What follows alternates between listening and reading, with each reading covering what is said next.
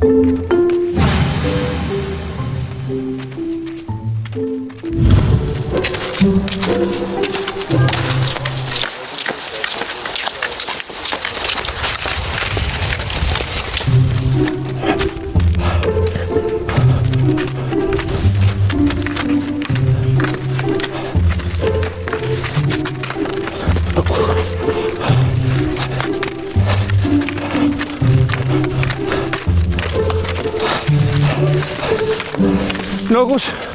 kus sa kihutad? Kes see oli? See oli piiraja või? Oh, kuule, pea korra! Terake, ajame juttu! Hei, kus sa tuiskad? Ei, ära! Kuule, pea korra kinni! Ma 2 sõna tulen küsin lihtsalt, et see ei oleks nii... Oh, tere!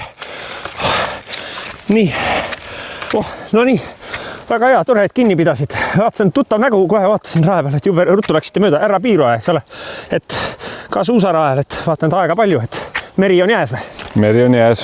Väike puhkus on. Jube lihtsalt läheb see asi teile, et ma ei saa sellest aru, et ma olen ise ka ikkagi suusatanud küll ja kuidagi nagu jube töö tegemiseks läheb, et tahaks, et oleks nagu sellist rõõmu ja lusti rohkem, et kuidas see siis nii, et ega te ka päris veerpalu või maa ei ole, et kuidas see nii libedalt läheb, et... Suusatamine on lihtne ala. Suusa all peab kõik korras olema ja suusa peal peab piisavalt meest olema. Aga kuidas nagu vähe nagu jõudsamalt liikuma saada, et ei oleks nii rassimist? Tuleb rohkem väljas käia, tuleb rohkem rajal käia. Kõige tähtsam on kodust välja saada. Et rajale jõuda. No jah, aga siin ma olen, aga kuidagi nagu ei lähe nii lihtsalt, et tahaks ka, et läheks nagu nii lihtsalt, nagu teil läheb. Siis peame natukene tehnikat õppima. Mida rohkem teed, seda paremaks läheb ja mida rohkem väljas käid, seda mõnusamalt see asi istuma hakkab. Nii, aga mis siis see lahendus oleks, et vaataks nagu ringi, et mis rae peal toimub või? Jah, umbes niimoodi küll, jah. Aga mis see mingisugune hea nõks oleks anda, et kuidas nagu... Käia nädal 2 ära ja siis hakkab ju sujuma küll. Aga ühesõnaga, et vaatan ringi ja ei pinguta üle, eks ole, see on nagu tähtis. Kodus tugitoolis ei õpi midagi.